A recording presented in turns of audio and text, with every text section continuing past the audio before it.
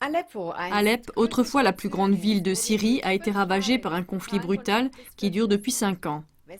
Alep-Ouest, une région contrôlée par le gouvernement syrien, a la réputation d'être relativement sûre. Mais à l'est, il y a différents groupes de rebelles, en plus de la menace terroriste principale Al-Nosra. Ces deux régions ne sont séparées l'une de l'autre que par une mince ligne de front. Celui qui contrôle Alep contrôle les routes d'approvisionnement les plus importantes en Syrie. Pour quiconque suit les informations des médias occidentaux, cela va tout de suite devenir clair que les seuls coupables de cette situation catastrophique pour des centaines de milliers de citoyens à Alep et autour d'Alep sont les gouvernements de la Russie et de la Syrie qui combattent par des raids aériens les rebelles à l'est d'Alep. La presse occidentale ne perd pas une occasion de signaler les victimes civiles. Ils estiment aussi que la seule solution est une zone d'exclusion aérienne qui interdirait les raids aériens russes et syriens. La Russie est mise également au pilori parce qu'elle a fait avorter par son veto le projet de résolution que la France et l'Espagne avaient déposé et qui prévoyait une zone d'exclusion aérienne dans la région d'Alep. Mais on ne mentionne guère que le général américain de la marine Joseph Dunford avait averti le Sénat des États-Unis le 22 septembre 2016 que l'imposition d'une zone d'exclusion aérienne en Syrie signifierait la guerre des États-Unis aussi bien avec la Syrie qu'avec la Russie. Puisque les grands médias occidentaux ne font guère autre chose dans le conflit syrien que donner des informations contre la Russie et contre Assad, nous voulons rendre compte dans cette émission de ce qu'ils cachent. À savoir les terroristes agissant de sang-froid qui contrôlent l'est d'Alep. Les États-Unis ont argumenté que la présence d'Al-Nosra à Alep-Est serait négligeable. Ceci contredit les propos de l'envoyé spécial italo-suédois des Nations Unies pour la Syrie, Staffan de Mistura, qui a dit que 1000 combattants d'Al-Nosra avaient une influence décisive sur le sort de 275 000 civils. Ce sont eux qui sont le fond du problème, a dit Mistura. Celui-ci a proposé d'aller sur le lieu des combats pour accompagner personnellement des terroristes du front Al-Nosra s'ils consentaient à quitter la ville. Il voulait ainsi mettre un terme à la tragédie en place.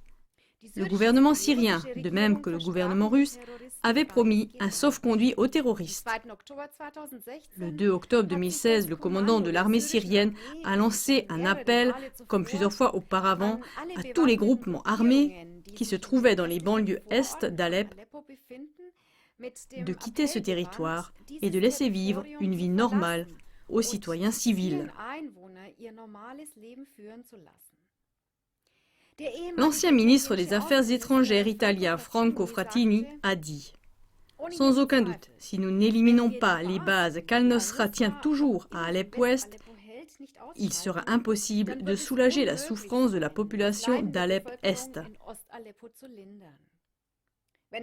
Si on défend la version selon laquelle tout Alep-Est se trouve dans les mains des modérés, ce n'est pas la vérité. Là-bas, il y a des terroristes, ça, c'est une réalité. » Sur des images publiées, on voit flotter dans le quartier est du front le drapeau noir d'Al-Nosra et même un autre drapeau, celui de l'EI, alors qu'on prétend que l'EI n'est pas présent à Alep. Nabil Antaki, un médecin syrien qui vit à Alep, a dit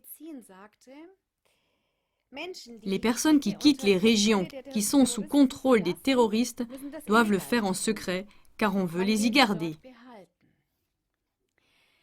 On a installé des grands écrans le long du front pour empêcher les tireurs d'élite des terroristes de mitrailler les territoires civils d'Alep-Ouest.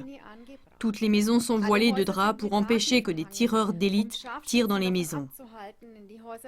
Des témoins oculaires ont raconté que des tireurs d'élite des terroristes ne tirent pas seulement sur l'armée, mais aussi sur des civils, entre autres, sur tous ceux qui vont chercher de l'eau à un puits.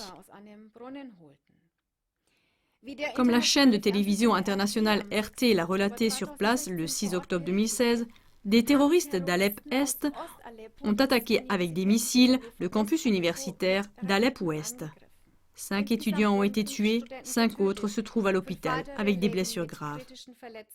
Il y a eu 11 explosions en tout, toutes à l'intérieur du campus universitaire, et ce n'est pas la première fois. Tout laisse à penser qu'il s'agissait d'une attaque planifiée. La veille, selon RT, les quartiers d'Alep-Ouest ont été attaqués avec des missiles plus de 50 fois.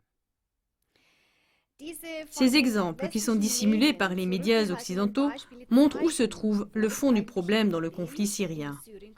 Mais il semble que les politiciens et les médias occidentaux n'ont guère intérêt à aborder le problème des groupes terroristes d'Al-Nosra ou de l'EI, ni à les combattre radicalement. À ce sujet, regardez l'émission en allemand « La politique belliciste américaine de plus en plus manifeste dans le conflit syrien ». Chers téléspectateurs, ne faites pas confiance à une information unilatérale.